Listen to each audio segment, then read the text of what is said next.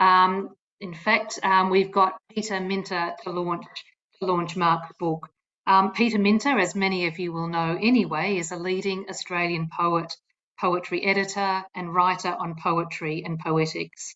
His many poems and books have been widely published nationally and internationally, and he's been the poetry editor of Meanjin and Overland.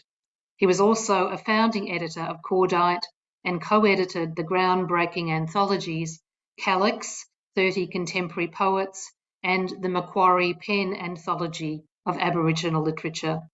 He shares Koori and Celtic ancestry and teaches creative writing, Australian literature, and Indigenous studies at the University of Sydney. Thank you, Peter, for launching Mark's book, Undercoat. Over to you. Thank you very much, Rose. It's a pleasure to be here and to meet all of you this evening. Thanks so much for coming along. I'd like to begin by acknowledging that I'm speaking to you from Darug and Gundungurra country up here in the Upper Blue Mountains, quite close by to Mark, actually, it's just up the road. And I pay my respects to country, traditional owners and elders past, present and emerging. It's a real honour for me to be here tonight, and I also would like to acknowledge the work of Rose and Pauline and Liquid Amber Press. It's just so fantastic to see how strong the work is that you're producing and the way in which you're catalysing this community of poets. It's such a valuable thing, especially when we're living in such difficult times. So it's a real pleasure for me to be here. Thank you. I did prepare something, so I'm just going to launch straight in, Mark. It's a great pleasure to be, an honour really, to be here with you this evening in celebration of the publication of Mark's 7th poetry collection, Undercoat, Poems and Paintings. And this is actually the 3rd time I've had the pleasure of launching one of Mark's books. Mark and I have known each other for now for many years after first meeting in the heyday of the so-called very tongue-in-cheek Katoomba Bloomsbury set that gathered around the Varuna Writers Centre, as it was then known, back in the mid-1990s. And it was at Varuna in June of 1996 that I launched Mark's first book of poetry, The Too Bright Sun, as part of the launch of the 4th Five Islands Press New Poets series. Now that was 26 years ago, if my maths is correct. But I just want to begin by noting actually that prior to his first poetry book in 1996, Mark had already established a really deep engagement with Australian literature and a wide range of readers across many poems, plays, short stories, a novella, and was actively reviewing in places like ABR and engaging in theatre and in the poetry scene. Of course, since then, Mark has gone on to publish a further 6 books of poetry, now 7, works for the theatre, a personal memoir, 2 major collections of short stories and 3 widely praised novels, the most recent of which, The Last Days of Ava Langdon, was shortlisted for both the Miles Franklin Literary Award and the Prime Minister's Literary Award, and won the prestigious Voss Literary Prize. Mark has been one of our most active and valued Australian authors now for decades. And of course, his work has been rightly recognised with numerous prizes and awards, including the John Sean Neilson Poetry Award, the Australian Icons Prose Poetry Prize, and his work has enjoyed various shortlistings in prestigious prizes such as the Newcastle Poetry Prize and the Newcastle Writers Festival's Joanne Burns Award. Indeed, the opening hill end sequence in Undercoat, the book we're launching tonight, was awarded 2nd in the Newcastle Poetry Prize in 2012. Now, there's a lot of prizes from Newcastle there, and having been born and raised in Newcastle myself, maybe we can hazard the observation that Novocastrians may have a special affinity for Mark's work. But wherever you may sit, one thing is for certain, and that is that Mark has assuredly demonstrated a lifelong commitment to Australian literature. and to the vocation and craft of writing across a range of forms and genre. And for some time now, he's been widely recognised as one of our leading authors. This new poetry book deepens and extends his range with a particular focus on ekphrasis, which in very rough terms means using one form of art or literature to describe or respond to what is seen in a different form of art or literature. And as is suggested by the title of this new collection, Undercoat, Poems About Paintings, the poetry in this book does precisely what it says on the cover. A cover adorned by the painting Aquavo Village by Melbourne-based painter Sharon Monagle, painted in 2018. Arranged across three parts, Hill End Poems, Poems on Canvas, and The Human Face, a study of portraiture, 36 of the collection's 38 poems directly reference companion artworks, which I believe we'll be seeing and hearing tonight. One is written after a visit to Francis Bacon's painting studio in Dublin, and one entitled Lostness appraises painterly landscape traditions with the opening couplet, "The trouble with landscape painting is you cannot tell which way is south." The poems survey a wide range of important paintings from Australia and elsewhere, beginning with an emphasis on colonial and 20th century Australian traditions, especially the mid-century modernists known as the Hill End group, who after the Second World War catalysed around Russell Drysdale and Donald Friend in the bucolic Gold Rush village Mark describes as a casual mecca for many modernist Australian painters. As well as Drysdale and Friend, those painters included Jean Bellette, Margaret Olley, John Olson, David Strawn, and others. And the book responds to their work, as well as work by other Australian painters who have variously responded to Hill and its environs, such as Brett Whiteley and Michael Johnson. The two original Hill End cottages owned by Donald Friend and Donald Murray, the Murray Cottage, and Jean Bellette and her husband Paul Hafliger, the Hafliger's cottage, have for many years been the location for the important Hill End Artist in Residency program run by the Bathurst Regional Art Gallery. And I must say it's a great credit to the gallery and their program that we have such a strong collection of ekphrastic poems about the art of Hill End, as it was indeed, being in 2012, the Hill End Artist in Residence, the Mark was inspired to write about the Hill End paintings and sustain this ekphrastic practice that resulted in the new book. So as well as its focus on the paintings of Hill End, the book also contains a group of strong poems exploring encounters with artists in the high modernist traditions of Western art, such as Van Gogh, Picasso, Miro, Paul Klee, and Monet, for instance, and also a peppering of work by more contemporary Australian artists, such as Davida Allen and Blue Mountains-based artists Natasha Daniloff and Judith Martinez Estrada.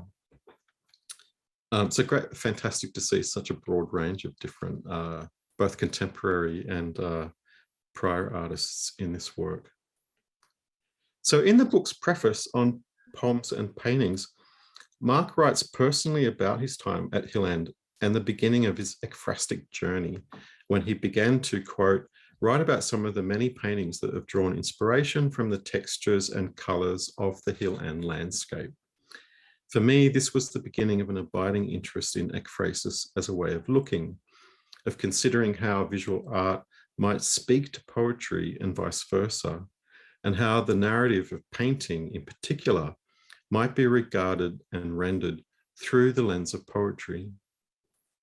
Now, rather than read out any of Mark's poems to highlight this approach, I just want to say a bit about the idea of ekphrasis itself and how Mark's engagement with ekphrasis in this book, the lens of his poetry, says so much not only about Hill End and the paintings, but also about the deeper ethos at the heart of Mark's work more generally. A generous, humanist vernacular and empathic ethos, found not only in his poetry, but also in his novels, short stories, and plays. So rather than go on now to read or quote from Mark's poems, and as I said, we'll be hearing more from Mark soon, reading the poems and looking at the paintings, I just want to say a few words about the book itself and how his approach to ekphrasis underscores what I think is a really generous ethical dimension at the heart of Mark's work. It could be said that Mark's poetic project has been informed by an ekphrastic impulse from the very beginning. In one of Mark's earliest published poems, I hope I got this right, Mark, Maldon, which appeared in 1984 in Brave New Word, a little magazine published in Melbourne during the 1980s. He responded to a particular village in the Victorian goldfields, by writing, curiously enough, corresponding with Hilland, by writing through the veil-like palimpsest formed amid traces of the prior writerly consciousness of the novelist Henry Handel Richardson. The poem responds to place and life through the art of another. That's really significant. Likewise, in Undercoat, poems about paintings is very much about responding to place through art, responding to the art of representation, responding to art, literature, and the voice of the imagination itself. But the book is not only about the paintings themselves.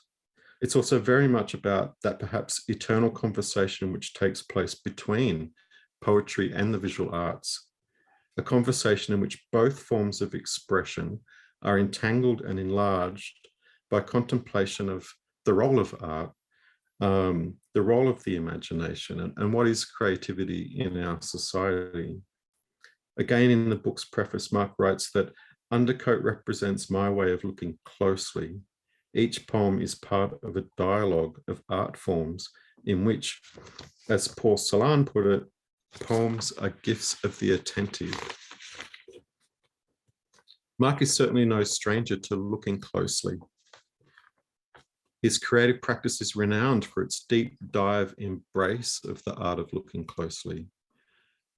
For example, his long 15-page, 3,566-word poem, Footprints on an Empty Ocean, published in Southerly in 1998, where he writes on, quote, "The soul's emerging pupa, let there be swift dissolution.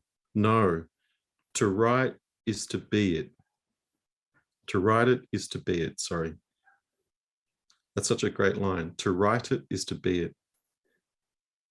And in fact, I think that line could be an epigraph to any of Mark's many acutely extended studies of character, place, and emotion, which enrich his novels, stories, plays, and many other sequences.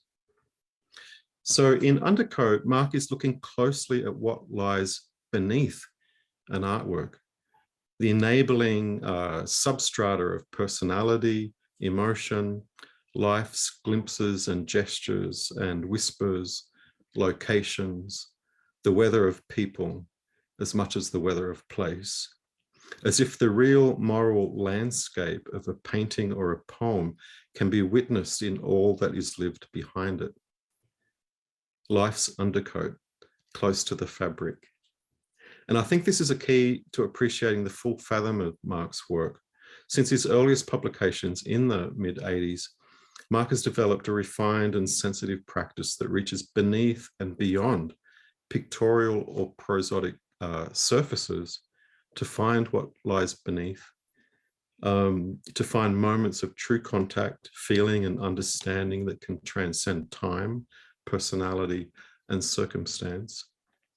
In keeping with the ekphrastic tradition, Mark's work represents not only that which is set before one, but also strips back the pictorial or the prosodic to get back, as it were, to the undercoat of life, to witness and speak of the true human character of a place, its ethos or moral landscape, as a shared human reality. And that's how, just as we speak of the character of a person or a place as its nature, Mark's ekphrasis leads us further back through the character of things to the very nature of things. The ethical dimension of Mark's work is therefore, in a way, I think, very deeply humanist and democratic. A symposium of the whole, to echo the phrase from Robert Duncan, the American poet Robert Duncan. It's worth pointing out, I think, that Mark's ekphrastic mode speaks to the core values of ekphrasis as a practice, as it emerged in the humanist traditions of the early Renaissance, when the first translations of Aristotle during the 12th and 13th century sparked renewed interest in ancient Greek philosophy and literature. Take, for instance, Homer's famous animated inaugural description of Achilles' shield in Book 18 of the Iliad, which was imitated over and over again for centuries afterwards, and how it conveys a complex moral and cosmological landscape beyond simply the shield in the poem. Now, it's a long way from Homer to, say, Auden's ironic Shield of Achilles that was published in 1952, but the core job of ekphrasis has essentially remained the same. By looking closely through the melded lenses of both poetry and painting, ekphrasis can depict the very character or nature of things as much as it depicts the things themselves. So Undercoat choreographs a rich rhetorical space in between different forms of art through which the character or nature of the living or once living can be prompted to speak again. In many ways, it's deeply personal. The poet's heart and mind feeling through these alignments, indeed these portraits of those portrayed. As such, is also deeply communal, a sharing of place and atmosphere across time and across space. Mark's work has always drawn on a deep connection with the social, an alert eye and ear for the vernacular, and his poetry is generous and compassionate while casting an exacting eye and razor-sharp wit over human foibles and indulgences. Mark's poems reveal intensely lived and felt moments, whether extraordinary or completely everyday and banal, when the world pivots or suddenly experiences an opening, and where an essential humanity can be witnessed and brought to bear in life, as it is in poetry, and as we're doing here, the sharing of poetry. At a time when death seems to circle us all in ever-contracting spirals, Mark's poetry enriches life and the power of art and poetry to make life whole. Congratulations, Mark, and congratulations to your new book. Thank you. Thank you so much, Peter. What an absolutely wonderful and rich launch of a wonderful and rich book. And I love that, elucidation, I suppose, of the ethical dimension, as well as the aesthetic, and the dialogue, I suppose, that Mark's book really makes clear between one kind of art and another. And it must have been a very rich launch speech, Peter, because people have been going nuts in the chat with comments about a poem rather paints 1,000. Well, what could it be? What is the linguistic art in conversation with? So thank you so much. I'm going to hand over. Pleasure. Thank you. I'm going to hand over to Mark now to say a few words and then give us some reading from this wonderful book. You're on mute, Mark, so just unmute yourself. How's that? Perfect. Thank you, Rose. And thank you, Peter. Wonderful words. What a fantastic insight. And, I love the close reading that you've been able to give to these poems and unearth some long, distant, ghostly relics from the past. I'm amazed. So that I would really dearly like to thank Peter for his very kind words, most undeserving, and also to Rose and Pauline Breitling at Liquid Amber Press for taking a punt with this collection. It's most appreciated, and they've done an absolutely fabulous job. And the process and the experience of that process has been totally seamless all the way through. It was a very easy and pleasurable thing to do. I'd also like to thank Sharon Monagle for her wonderful painting on the cover, which kind of captures the tone a little bit of the Hill End school. So again, thank you to everyone. Thank you all. And I suppose it now leaves me to read a couple of poems from the collection. As Peter said, there are 3 sections, so I'll just read a few poems from each little section. I suppose the first germ of ekphrasis for me was a long time ago when I read the story, which I'm sure many of you will know, the story of The Drover's Wife by Murray Bale, and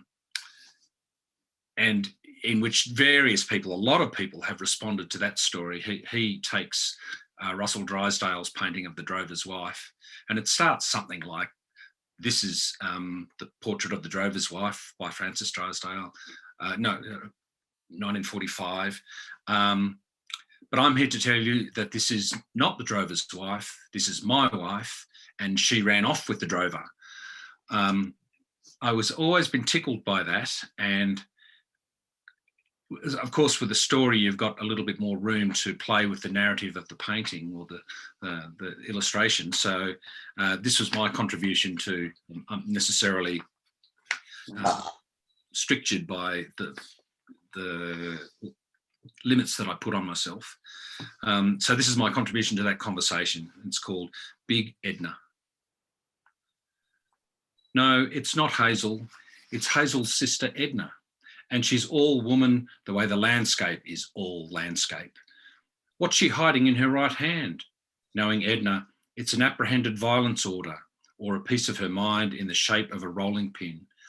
In the little house behind her, there's no smoke from the chimney. There's no chimney. That leafless tree is nothing but a scar.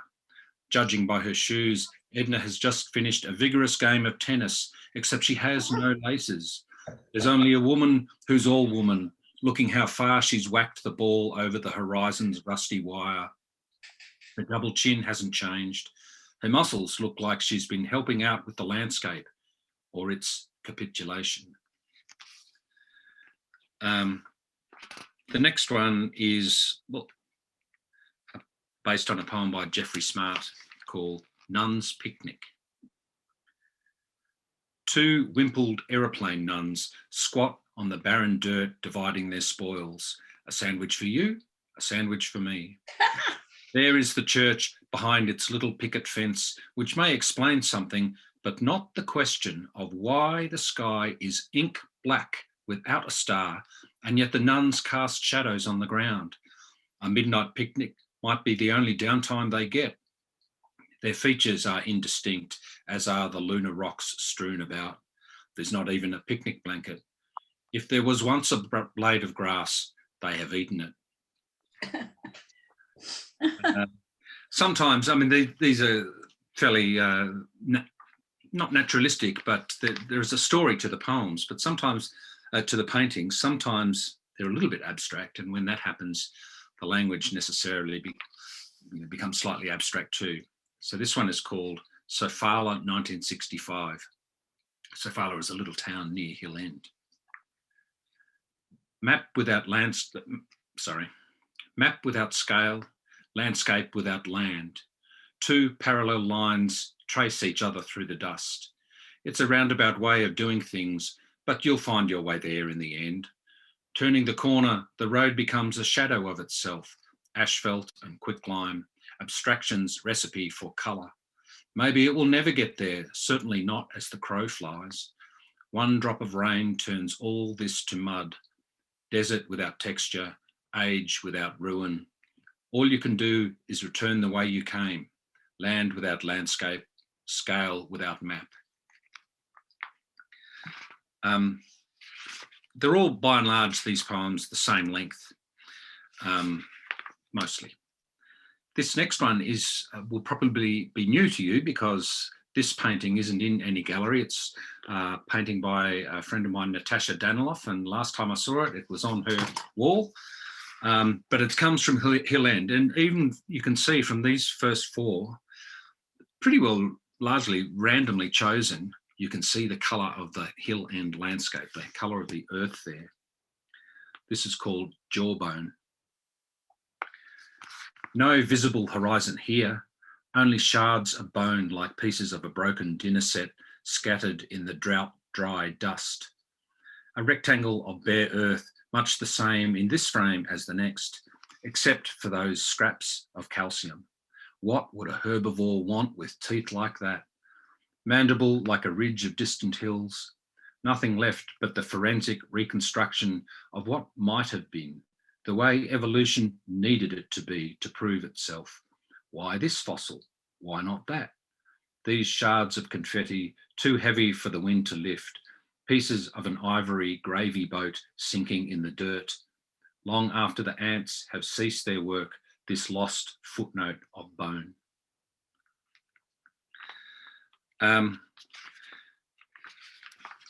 One poem that does depart from the formal structures that I kind of impose on myself.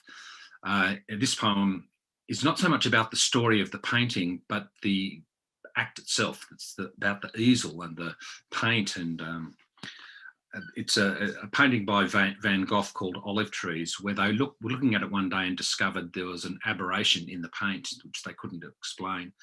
So the boffins gave it an X-ray and an MRI and a CAT scan to find out what this aberration was. And this is what they found. Grasshopper. Stuck fast, the grasshopper in Van Gogh's painting Olive Trees has achieved some immortality, at least so far as it goes for grasshoppers. Like sacred ibis preserved in pyramids, pharaohs eviscerated, or thylacines embalmed with formaldehyde, there's something to be said for a modest tilt at eternity. Disguised in impasto, the grasshopper has become a stroke of genius on the path through the olive grove towards the asylum. A sunny day casting purple shadows on the ground, the canvas itself smelling of the soil as a good landscape should. One daub of paint no less lumpy than the next, as was his style, buried within the camouflage of olives. Perhaps it speaks of the painter's frenzy that he didn't stop to pick it from the scene, this mire of brushstrokes, but forged ahead into the vision's depths, its exquisite mummification. So, as you can hear, I'm not really trying to be Robert Hughes or, this art critic for the Sydney Morning Herald. I'm just trying to open the paintings up to find what narrative is lurking in there. This next one isn't so much about a painting, but about, again, the process. It's about Francis Bacon's studio, and I think we have an illustration of it here, a part of it.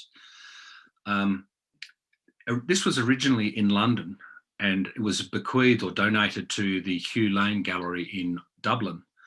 And so they had to get a team of archaeologists in, and they took thousands of photographs to transplant all of this, it's the mother of all messes, over to the gallery in Dublin, where they reassembled it. And this is the piece itself. This is about half of it. It's that much again to the right of screen.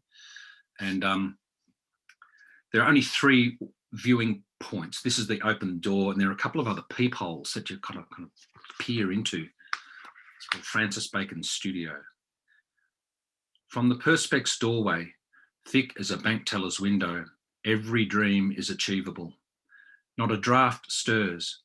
The rosy splatter of the rainbow arcs across the ceiling. Loose feathers of paint, the forests of brushes, held fast in this holy, primal mess. Behind the ravaged door is every mother's nightmare. Scraps of newspaper fossilised in place, the round mirror of a bloodshot eye, the light preserved exactly like the light of a grimy London hangover. The floor, long forgotten under tins of rubbery paint, slashed canvases turned towards the wall, await the gnawed verdict of the rats in the temple. apparently in there are 100 canvases turned towards the wall that no one's ever seen except the archaeologists. And Bacon said, the messier his studio got, the clearer his mind became and the clearer his ideas turned out to be. A little bit like that. This one is a straightforward, A Still Life by Godfrey Miller. It's called Still Life circa 1945 to 1950. This is probably one of the most recent ones. A pixelated test pattern after the late news, the news being 4 fat oranges on a bench, or are they geometric toffee apples in jester's garb? A 3/4 full bottle of gin, 2 ivory eggs like knuckles in a bowl, the abstraction of a vase containing the ruled stalks of camellias. The Laminex table locates this familiar scene in the childhood kitchens of those born to a previous incarnation. All gone now, curtains blowing, and that is the end of the news. And again, they're not all about paintings. This is one about a very old, it's a carving, an ivory carving from the period of approximately 800 BC. It's called Lioness Devouring a Boy. He almost seems to be enjoying it, offering up his throat in ecstasy, while the lioness clamps her jaws about his neck, her left foreleg embracing him in a fortuitous bed of papyrus and lilies. He seems to give himself to her, the wounds on his arms like amulets gouged from ivory, lapis lazuli, gold leaf, carnelian. In a moment they will become one, though that moment is long suspended. Only the bond between them is real. Its companion piece, Lioness Devouring an Angel, stolen from the Iraq Museum in 2003 AD, has not been returned. And so to the last section, I'll just read three poems about portraits. And apart from the fact that they're all about people, faces, they're all Australian. So this is a very famous painting, I'm sure you know it, Portrait of an Artist, Joshua Smith by William Dobell. You only have to look at the hands to see how nervous he is, how the fingers interlace like weaving, slightly disproportionate to the usual demeanour of hands. And those puppy dog ears listening to the traffic outside. People scoffed at the way the face resembled a cartoon, the spaniel's baggy eyes, cruelty personified, a caricature of his own despair. At least he's well dressed, with a neat Windsor knot at his throat, just beneath the goiter, perched on a wicker chair with those long mantis arms and those big, big hands. The next one is about Dr. Stuart Scougal, who was a philanthropist and surgeon in Adelaide, whom I don't really know much more about than that. Thinking, wouldn't be seen dead in a shirt like this. All the swirling curlicues simply make it look unironed. Those tan trousers, however, never go out of fashion. Skid marks of the brush across the canvas, wallpaper smeared the colour of diarrhea. He's wondering, a shandy would be nice, how to make one magically appear. The pose feels forced. The tortoiseshell frames of his glasses give away the serious 60s, betray the black and white TV in the next room, the type of Holden he drives, the innocence of an era with a great future in its rearview mirror. And lastly, one more. This is the last poem in the book. Again, a very famous picture by Adam Cullen. You'll know this fellow, Portrait of David Wenham. It's Diver Dan in Dulux house paint, the haystack hair aflame with a blood nut sombre pallor. Why the crimson lipstick, unless that's what's called acting? About to cry, it seems. Those sapphire irises, limpid pools, windows of the soul. What other cliches lurk in the Stanislavskian mask of the human face? The left ear, a stale prawn cracker tacked on like an afterthought, the scruffy beard and t-shirt dribbling like a toddler, a drooling zombie. As with the blank canvas of the actor's craft, like us all, he comes across all undercoat. Thank you, everyone, for tuning in and listening. And thank you again, Pauline and Rose at Liquid Amber Press. It's been a great honour to read for you, and a great privilege to have this book published by such a fine, energetic and professional outfit as Liquid Amber Press. Thank you, Pauline. Thank you, Rose. And thank you, Mark. Thank you, Peter. And what a wonderful reading. Thank you so much, Mark. That was absolutely great. I forgot to say how funny the poems were too. I mean, not only are they philosophical and insightful and part of a dialogue between, you know, textual and visual art, but, you know, they're actually deeply amusing in very satisfying ways. So I really hope you enjoyed that. I'm sure everybody did. Once again, scroll through the chat, Mark. I think there's quite a few responses there. So thank you very much. And I should just go back to that slide for a tick too. I just wanted to just show you that the book is now available. And what do you know, if we were in a room together, we would be, you know, selling you copies of the book, and Mark would be signing them for you. But we are lucky enough to have a limited number of signed copies. So please, you know, get in quick and get your copies of Undercoat. It really is an absolute delight. And also Peter and Mark did thank Sharon, but our Liquid Amber Press artist in residence, Sharon Monagle's beautiful image that our creative designer, Dave Hughes, who I think might be here tonight too, has put together so effectively for the cover. Certainly poems about painting. The other fun thing we've done with Mark's book, because we think it's so enhanced by that, you know, relationship between what we see and what we read, we've actually created a virtual gallery of the images, at least the images that are publicly available. So when you get your book and it comes in the mail to you, it'll come with a bookmark in it, and on the back of that bookmark is a QR code which will take you also to the virtual gallery on our website.